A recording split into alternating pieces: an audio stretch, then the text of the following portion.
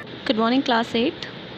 सबसे पहले तो हम ये देख लेते हैं कि हमने अपनी पिछली क्लास में क्या पढ़ा था। आपने अपनी जो आपकी पिछली क्लास थी जिसमें मैंने आपको बताया था लैंड रिसोर्सेज के बारे में, और आज हम पढ़ेंगे लैंड यूज़ के बारे में कि भूमि का उपयोग क्या किया जाता है और कैसे किया जाता है। Okay, let's start. जो लैंड होती है हमारा, उसका यूटिलाइजेशन हम अलग अलग पर्पस की वजह से, अलग अलग उद्देश्य से, अलग अलग तरीके से करते हैं। जैसे कि लगभग 32% हमारा जो अर्थ का टोटल एरिया है वो फॉरेस्ट यानी जंगल है, उस हिस्से में 26% पेस्चर, 1% हिस्सा ऐसा होता है जहाँ पर परमानेंट फसल होती है। इसके अलावा 10% अरेबल लैंड होती है जहाँ पर खेती की जाती है, 31% अदर यूजेस के लिए हम इस्तेमाल करते हैं। तो लैंड एरिया जो कल्टीवेशन के लिए लिमिटेड होता है, किस लिए? बिकॉज जो हमारा फिज़िकल एनवायरनमेंट है वो मूल रूप से कई फिज़िकल और मानवीय कारकों पर, यानी कि कुछ भौतिक और मानवीय कारकों पर डिपेंड करता है। अब बात करेंगे हम लैंड फॉर्म्स के बारे में, यानी लैंड फॉर्म्स को कैसे डिवाइड किया गया है। पृथ्वी की सतह सब जगह समान नहीं है, ये तो हम सभी जानते हैं। हर जगह कैसी है? अनइवन यानी असमान है। कहीं पर किसी और तरीके की है तो कहीं किसी और तरीके की है। हम भूमि को इसी तरीके से 3 टाइप्स में डिवाइड कर सकते हैं, पहाड़, पठार और मैदान। इन 3 ग्रुप्स में इन्हें डिवाइड किया गया है, जिनकी पिक्चर्स मैं आपको दिखाती हूँ अभी। तो सबसे पहले हम बात करेंगे ऐसे माउंटेन जहाँ पर फॉरेस्ट पाए जाते हैं, यानी जहाँ पर जंगल होते हैं। जब आप पहाड़ों को देखते हैं तो आपने देखा होगा कि माउंटेन्स की एक चेन होती है, वहाँ पर बहुत सारे माउंटेन्स एक साथ में होते हैं। माउंटेन्स जहाँ होते हैं, ऐसे एरियाज़ बहुत ज़्यादा सुंदर भी होते हैं, क्योंकि ये क्या करते हैं, क्लाइमेट को भी कंट्रोल करते हैं। यहाँ पर ज़्यादातर ठंड होती है और लोग वहाँ पर घूमने के लिए भी जाते हैं। जैसे कि इस पिक्चर में जो आप देख रहे हैं, यहाँ पर क्या है, सिर्फ जंगल है यहाँ। इससे अलावा ये पिक्चर जो आपको अब मैंने दिखाई है, इसमें आप देख सकते हैं कि ये पहाड़ कितने ऊंचे होते हैं। ये बादलों से ऊपर तक होते हैं। कुछ पहाड़ों की ऊंचाई बहुत ज़्यादा होती है। उसी टाइप का एक मैंने आपको ये दिखाया है माउंटेन।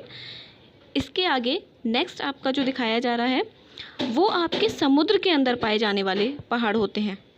इन्हें आप नॉर्मली नहीं देख सकते, जब पानी के अंदर जाते हैं तब ये पहाड़ दिखाई देते हैं। जैसे आप नॉर्मल जो देखते हो वहाँ पर आपको लगता है पहाड़ ऐसे ही होते हैं, लेकिन ये कई तरीके के होते हैं। ठीक है, इसके आगे अब ऐसे पहाड़ जहाँ पर बर्फ़ जम जाती है, जैसे आप इस पिक्चर में भी देख सकते हैं कि इस पर पूरी तरीके से बर्फ़ ढकी हुई है। यहीं से ये सारा बर्फ़ जो पिघलती है तो ये नदियों में जाती है, वहाँ से पानी तालाबों में आता है और समुद्रों में जाता है। क्योंकि ये तो हम सभी जानते हैं कि जैसे जैसे हम ज़्यादा ऊंचाई पर पहुँचते हैं टेम्परेचर डाउन होता जाता है। यही वजह होती है कि पहाड़ों पर बर्फ़ जम जाती है।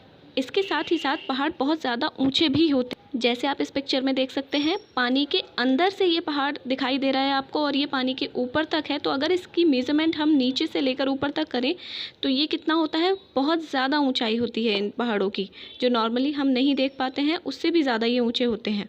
ओके, चलिए अब हम बात करते हैं प्लेटस एंड प्लेन्स के बारे में। ये एक ब्रॉड फ्लैट एरिया होता है जहाँ पर ये कुछ जगह से ऊंचा और कुछ जगह से ये लो लैंड होती है, यानी नीची ज़मीन पाई जाती है। दोनों ही तरीके से ये अनइवन होता है। कुछ जगहों पर ये प्लेटस बहुत बड़े एरिया में फैले हुए होते हैं, कई हज़ार किलोमीटर तक होते हैं। जैसे कि रेगिस्तानी इलाके भी होते हैं जहाँ पर इस टाइप के प्लेटस पाए जाते हैं, और ये कैटल ग्रेजिंग के लिए ज़्यादा यूज़ किए जाते हैं, क्योंकि जो एग्रीकल्चर होती है, खेती सिर्फ लो प्लेटस पर ही पॉसिबल हो पाती है। नेक्स्ट है आपके प्लेन्स। प्लेन्स क्या होते हैं? नॉर्मली जो हम फ्लैट एरियाज़ देखते हैं अपनी पृथ्वी पर, वो आपके प्लेन्स कहलाते हैं। ये एरिया बहुत ज़्यादा उपजाऊ होते हैं, फर्टाइल होते हैं और खेती करने के लिए सबसे ज़्यादा सूटेबल होते हैं, क्योंकि प्लेन्स पर इजीली वाटर भी अवेलेबल हो जाता है नदियों के द्वारा या फिर अदर रिसोर्सेज के द्वारा। इसके साथ ही साथ प्लेन्स का यूज़ आसानी से बिल्डिंग बनाने में, रोड बनाने में, या फिर ट्रांसपोर्टेशन के लिए, कम्युनिकेशंस ऑफ प्लेन्स के लिए। ये लेवल जो होता है इसका फ्लैट होता है बिल्कुल, इस वजह से इसे कई चीज़ों में यूज़ कर सकते हैं। इसलिए यहाँ ज़्यादातर जो लोग रहना पसंद करते हैं वो प्लेन्स में रहना पसंद करते हैं। ऐसे एरियाज़ की पॉपुलेशन ज़्यादा होती है। ओके, ये तो थे आपके लैंड फॉर्म्स। अब बात करते हैं कि लैंड का इस्तेमाल कैसे करते हैं, हम उसका यूज़ कैसे करते हैं। लैंड का यूज़ हम कई तरीके से कर सकते हैं, क्योंकि ये जो रिसोर्स है हमें, ये जो संसाधन हमें प्रकृति की तरफ से मिला हुआ है, ये एक हमारे लिए गिफ्ट है, जिस पर हम काफ़ी चीज़ों में इसको यूज़ कर सकते हैं। जैसे एग्रीकल्चर में, फैक्ट्री बनाने में, घर बनाने में, रोड, एयरपोर्ट्स या रेलवे ट्रैक्स या फिर माइनिंग में इसका इस्तेमाल किया जा सकता है। बट लैंड का यूज़ करने के लिए कई चीज़ें इफ़ेक्ट करती हैं। तो वो क्या होती हैं कि जैसे कि सोइल है, क्लाइमेट, टोपोग्राफी या मिनरल्स या वाटर कितना अवेलेबल है उस एरिया पर, उसका डिपेंड करता है लैंड को यूज़ करने में कि किस तरीके से उसे यूज़ कर सकते हैं, या गवर्नमेंट पॉलिसी क्या है। उसके अलावा ह्यूमन पॉपुलेशन कितनी है, ये सारी चीज़ें एक इम्पॉर्टेंट रोल प्ले करती हैं कि हम उस ज़मीन का इस्तेमाल कैसे और कितना कर सकते हैं।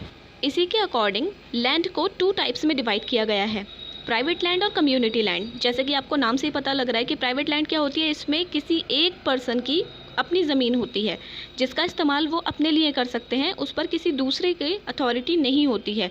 कम्युनिटी लैंड वो होती है जिसमें कोई एक सिंगल पर्सन ओनर नहीं होता बल्कि एक कम्युनिटी ओनर होती है, जिसके अंदर काफ़ी सारी फैसिलिटी होती हैं। जैसे कि अगर कोई मेडिकल फैसिलिटी है या शॉपिंग सेंटर है, उसमें सभी लोग जा सकते हैं, लेकिन अगर किसी का इंडिविजुअल होगा तो वहाँ पर सब लोग नहीं जा सकते, जैसे आपका घर।